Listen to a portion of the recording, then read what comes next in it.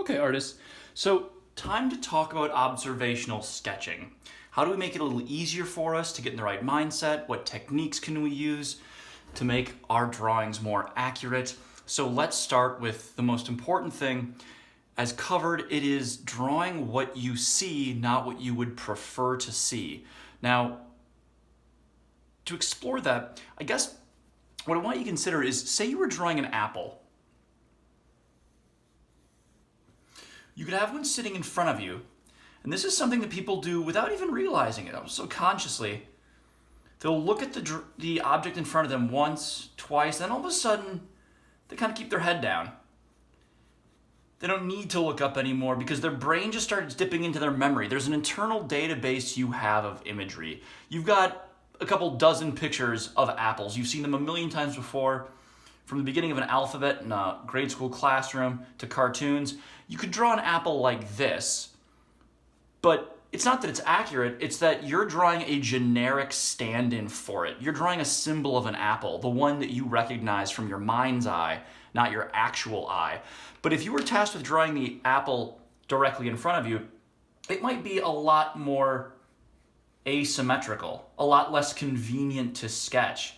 It might be tilted towards you slightly, a little more top-heavy, might be more angular. It might be more difficult to draw, and in essence, that might be why someone defaults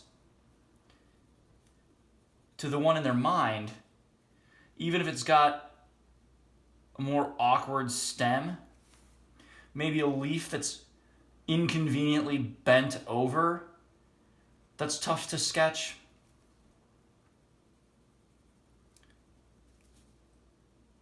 And none of those classic sheens that we're so used to. But that's the goal. You want to draw it as you see it rather than rounding down, as I call it. All right? So when we try to tackle our egg then, we want to keep the same thing in mind. And one of the most common mistakes I see with an exercise like this is that rounding down where we try to make it a little bit easier when we're faced with something we're not used to drawing. And again, that's not even intentional or strategic. Sometimes we look at something and we realize, oh, that's a little intimidating or kind of tough to draw. So rather than actually duplicating it, people will reinterpret it to make it easier. For example, they might draw the egg with the cup like so. And if you compare this to the image we have, what stands out is this perfectly horizontal lip on the cup, this perfectly flat base. Well, these are impossible. And actually, we could only see that version of the object if we were totally level with it. That's the only way these things could look flat. We have a top-down view because we're taller looking down on the object in the image. But here, we would have to have the height of a Tyrion Lannister, essentially being much shorter with our eyes at the height of the table's surface. So we'd have to have eyes where our stomachs basically are when we're seated there. Rather than seeing something like this, in reality, you'd be looking at something more along these lines, where once you've got your egg, you realize, well, let's see, it's curving down. I'm seeing it curve slightly. And that would be even more curved if we were taller still, say a basketball player. Looking down from even further above, that curve is going to get more drastic. So here, we start with that curve, add our cup, and then the base is going to be just as curved as that lip, like so. So we want to try to get as accurate as possible, even when it's inconvenient and makes our life a little more difficult. Try to duplicate rather than reinterpreting what you see, right? You want to get as close to the reality and as photorealistic as you can rather than putting symbols in place. So that even means when we're drawing the egg, we can't default to that generic Rolodex in our head. The egg could look like a typical egg, yes, but it could be tipped upside down. It could be a bit more pointed. It could be more pill-shaped, right? Eggs come in all shapes and sizes, even though we think we know what they like. Consider what it looks like in front of you. So let's actually start breaking down the real one then. I'm gonna reach for my pencils, and the best thing I can reach for isn't gonna be a 2B or an HB to start. It's gonna be the lightest pencil I have, an H, because I wanna keep my outlines very light. And I want that because, well, in the real world, nothing has a black outline around it like they do in cartoons or comics. So even though I'm gonna sketch out the shapes roughly to provide myself with a template, I don't wanna see that in the final product. When I shade, it should naturally get hidden, so I'm gonna keep it light. It's gonna guide me, but not be obvious in the end. Next, I have to decide, I wanna be so accurate, I have to decide where the cup's lip rises up on the egg. Is it the halfway point? Is it a little higher up? Is it further down? How much of a percentage of that egg is visible? And it looks like that belt line is just below that egg's waist.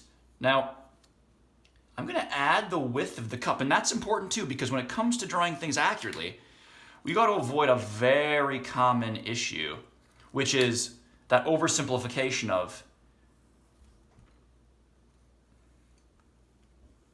the cup on the egg being skin tight to it, right? Almost like it's painted on. Basically, we've given this poor egg a thong. It is so skin tight right now. Instead, we want to make certain we're recognizing that it has a little width. The cup fits around the egg. It's got to be big enough to fit that egg. So I'm going to add those lips on the side. And we're starting with the egg, not the cup, for the same reason that you would want to start drawing a person with, say, the skull, the shape of the head, and then add the cap afterwards rather than reverse engineering that, drawing a baseball cap and then shoving a head underneath it. Because the shape of the head dictates the cap. The same way our bodies dictate the shape of our clothes. You don't start with the clothes to draw a person. It's the other way around. We draw the frame because the cup was designed to house the egg. So we start with that egg, and then we try to start sketching out what that cup looks like. And you're gonna stop occasionally and police yourself, checking for accuracy. So it looks like, yeah, the lip is about where it should be in height. Well, what else? I'm checking to see what the angle is like on the sides of the cup on either side. And rather than simplifying to too vertical of lines, or too diagonal, or too rounded, I'm asking myself, well, is it a straight line side? Is it vertical? Where does it start curving? It looks like it's kind of diagonal at first, and then it's got this healthy curve towards the base. And it looks like we're adding a bit of height to that egg. It looks elevated. It doesn't look like it has a base that sprouts right from the bottom of the egg. There's some extra height there, so I want to add that. Next, is the base wide enough? And it looks like, no, it doesn't. It looks like the base actually has a stem that's much less like a champagne glass, a little thicker. And then I can also do something called mapping. This is like looking for landmarks, right? What it means is when I'm trying to struggle with deciding where a line goes on the page or a marking, I can compare it to all previous marks. The minute I put one line on the page, all other lines can be based off of it. So as I'm trying to draw the base accurately, I'm thinking, well, how far out does it come? Is there anything I can use that I've already drawn as a sort of template, a landmark? And well, let's see. It's about as tall as it's supposed to be, but when I'm considering the width, if I draw a vertical line up from the leftmost part of the base, it looks like it runs right into the lip. The lip of the upper part of the cup and the bottom of the base are the same point. They're the same width, it looks like. So I'm actually going to draw those lines really lightly to guide me and realize, ooh, I can bring that base out a little further.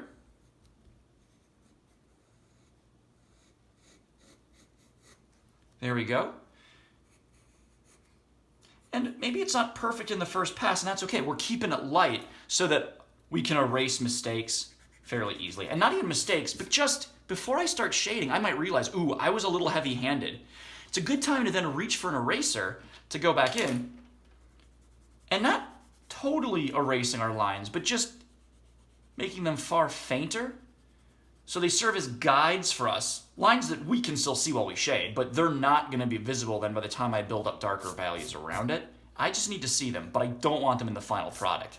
So once I've done that, I can then go in with my lightest pencil. And I want to do that because the best way to start shading is to identify the lightest value. Is it a 1? Is it a 2? Is it a 3 on the value scale?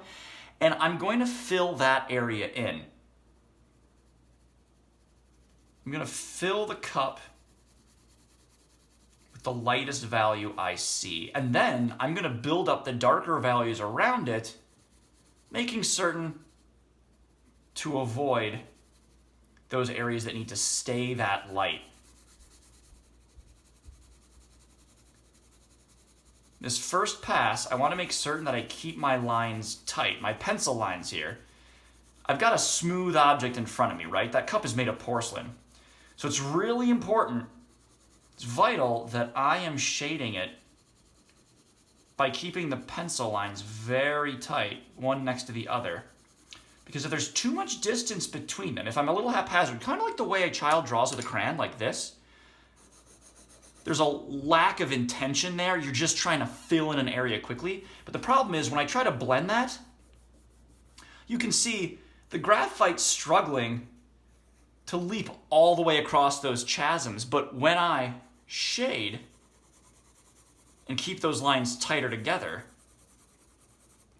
graphite doesn't have that far to smear, so you'll get a far smoother blend that'll look as smooth as the porcelain, but also look like a consistent value. Now, I'm keeping this really light because it's white-ish, right? What I mean by that is it's very rare that you're ever gonna see true white in nature or in an observational study when you draw. And that's important to remember because some people see a white object and they'll think, well, the paper's white, so I don't fill that in. But you want to fill value into every area within an object you've drawn to make it look like an object, because if you don't put anything in there, you're suggesting it is air. The paper is essentially empty space. So if you have empty paper, unfilled areas in your object, you're suggesting there is nothing there. The only spots you might actually have pure white and maybe need to keep a little exposed paper is the most intense of white value. So when you think white as an artist, don't think, say, like the white of teeth, right? Or like a sort of white lab coat. Those things aren't actually white. When you think about it as an artist with like in terms of value and shading, well, teeth aren't generally white. They're sort of like an off gray. We just round up when we describe them as white, like pearly whites, right? True white really only exists when you stare into the sun or you're seeing intense highlights reflected on metal. That's when you might actually have a little exposed paper. But it's far more rare than you'd think. Everything's got to be some value, no matter how light, on the value scale. So what I'm doing now is identifying the next lightest value. And in this case, slightly darker than the previous one. You'll notice as I blend, it's actually getting lighter.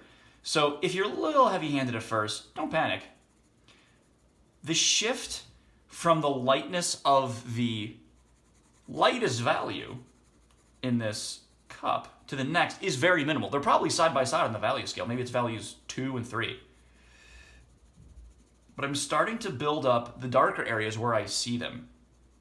And I don't want to be too heavy-handed, because I can always add value. It's easy to go back in with graphite and build it up. It is far harder to subtract.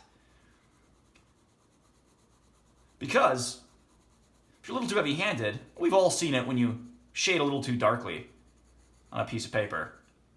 Even with an eraser, you'll have some debris. There'll be a ghostly phantom gray or a smear of black left. And that schmutz, which is not a technical term or an art vocabulary term, but just a great one to know. That schmutz left behind, it can make shading inconsistent. It can give you darker values than you want. It can suspend your disbelief when you're trying to create a lighter area. So best work less. Work with less at first. Know that you can always add, but it's harder to subtract. So now, you can see I'm slowly working from lighter to darker, right? And that doesn't just mean upping the pressure of my hand. I am pressing a little harder as I start to recognize those areas. I'm trying to hone my artistic eye, scanning for value variation, and then duplicating it as closely as I can on the page with my pencil. But it's not just applying a little more pressure. Also, as I start to get darker, I may need to reach for a new pencil. Maybe an HB, for example, so that I can get a little darker. If I had an 8H, the lightest pencil you can get, and I press as hard as possible, it's never going to be as dark as, say, pressing with that same pressure using an HB. So I may need to build it up. But in this particular study, even your darkest values are pretty light. So I'm seeing highlights and distortions and weird objects seemingly warped on the surface of this porcelain. And that makes sense, right? Because it's a highly reflective material. But if at any point you're seeing something in your drawing and your mindset is like, oh, I obviously can't be expected to draw that. Whoa, back up a bit. If you see it, duplicate it. That's the right mindset to have, because if you see it, that's information that your eyes, your brain are using to figure out what the object is made of, where the values are, what sort of dimension it has. And that's information you then need to convey to anyone else looking at this piece of paper to convince them of what you just saw. So I'm trying to add that variation. And then, about now, I'm probably going to reach for HB, start to work my way to darker values. And if I see a bit of width around the lip of my cup, or say at the base, well, I can tell that because it gets a little darker. I'm going to show that. Well, our instinct is always to make our lives a little easier. When it comes to trying to draw realistically, you never want to round down. And think of it this way. If I'm approaching you in the hallway, there is, not even for a second, are you confused as to whether or not I'm a three-dimensional person or if I'm a cardboard cutout. As I get closer to you, your brain is going to recognize that you're pretty confident you could reach out and you'd know that you'd eventually touch my nose as I walk towards you because I look three-dimensional. And the only reason you know that is because for years, your body, your eyes, have been recognizing light and shadow and understanding how to read dimension, which is achieved only through lightness and darkness. And that means value. It's something you can duplicate on the paper, even though it's two-dimensional. In other words, the more value variation you have, the more values you recognize in an object and ensure to include in your drawing, the more three-dimensional and realistic it's going to look. You got to give your viewer and yourself as much visual information as possible to match the same visual information you're seeing when you know that this is porcelain and a wooden egg, right? So I'm building up these values.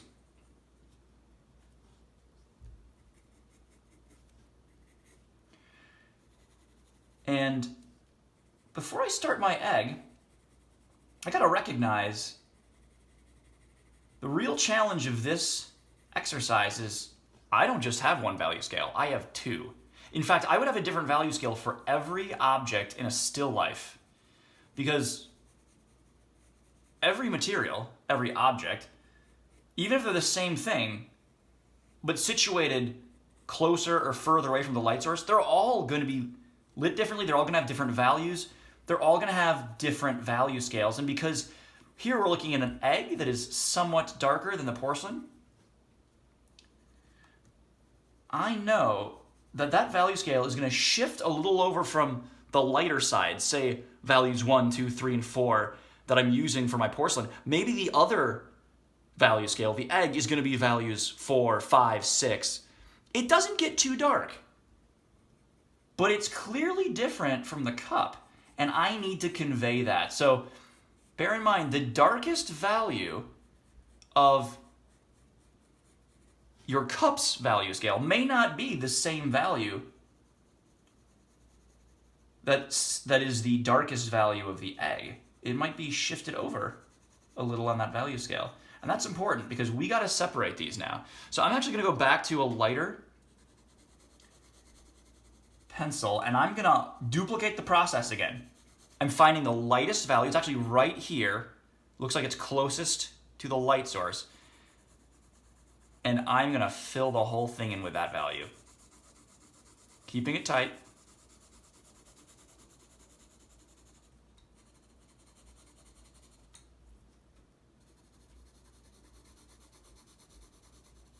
And building it up.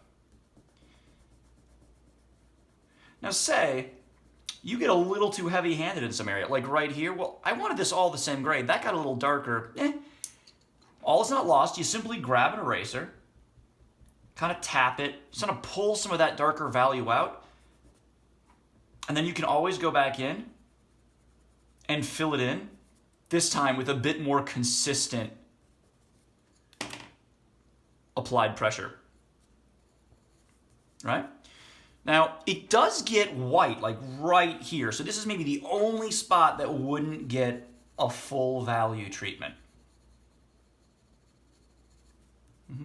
Now, right now, if we step back and look at our work, that cup and that egg, they're really similar in value scale. Too similar to look different from each other. So I'm going to have to go in and I'm going to have to build it up. I notice it gets a little lighter here. It looks like maybe there's some light reflecting off the cup. Gets a little darker around it. So I'm going to start building this up. But it's not just enough to recognize where things get lighter and darker, where those values are darker. You also want to get the right values. Because even though my goal is to make this egg darker than the porcelain, if it's too dark, all of a sudden I have a black egg, and there is no egg on earth that looks like that. Unless, of course, it's horribly rotten. But in this case, our egg is made of wood and perpetually fresh, so I cannot have a black egg. I've got to get it as close as possible to the real thing. So again, I choose the next darkest value, and I build it up, and I blend it out. And then I choose the next darkest value, and I build it up. I ask myself, where does it get darker? I gotta try to show that. I'm gonna keep building it up. Now, I'm not gonna go all the way to the end on this one. I clearly have to separate these two.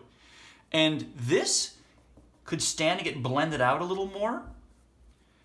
And this value scale bumped up a bit, because those two have to be separated. And if they're too similar, I'm essentially telling my viewer that, well, now my egg must also be made of porcelain, or the reverse. Now, this porcelain is also made of wood or egg, because they don't look any different. The thing that separates them is not only a shift in value on the value scale, but also, well, there's more highlights and reflections. This is clearly a more reflective surface in the porcelain than the blunt wood of the egg. So I gotta go in and I've gotta put in more detail if I see it there. Even say like the weird warped light of a light reflected above me, like a light bulb distorted across there. The last thing I'm gonna do then, finding my darkest value, is gonna be putting in this shadow. Anytime you see a cast shadow too, you draw it as you see it. And that means avoiding the sort of cartoonish solid black or the perfect symmetrical circle underneath. We're gonna shade it the way we see it there. We don't have to shade the entire background for this exercise. But if I see a shadow cast by light, for example, I'm going to ask myself, what direction is it going? How far out? Does it come from the base? And then where is it lighter? Where is it darker? Shadows don't just have one value, of course. They fade out as light successfully bends around the object and is able to wash out the shadow as it ebbs away. Or if I realize, you know what? Actually, if I'm being honest, when I look at this, I'm not just seeing a shadow, I'm seeing sort of two things. I'm seeing a slight shadow cast, and I'm seeing the white of the porcelain cup reflected onto this surface. So I'll show that. Anything I see, even if it's inconvenient or kind of annoying, I want to include. Because that's what's going to make me a better artist when it comes to capturing the world around me, honing both my observational skills and my ability to duplicate what I see with my own hands. Okay? So I'm going to build this up, and last thing I can do, make a pass and realize if I need to pull values away for highlights, reflections, if I need something a little lighter, or if I also need to go in and just clean up around the edge because I've been blending a lot, it looks misty, and I've essentially turned my object into a cloud that's dissolving. I gotta clean this up for harder edges. Because remember, we shouldn't see outlines in the end. Values gotta be doing the heavy lifting. But if those values are super smeared, it won't look like a solid object. Okay? Now, this is where I'm gonna stop for you, but you're gonna keep going because this is far from done. We gotta make a lot more changes. Let's see what you can do in capturing this egg accurately, making certain to round up and never down. You got this.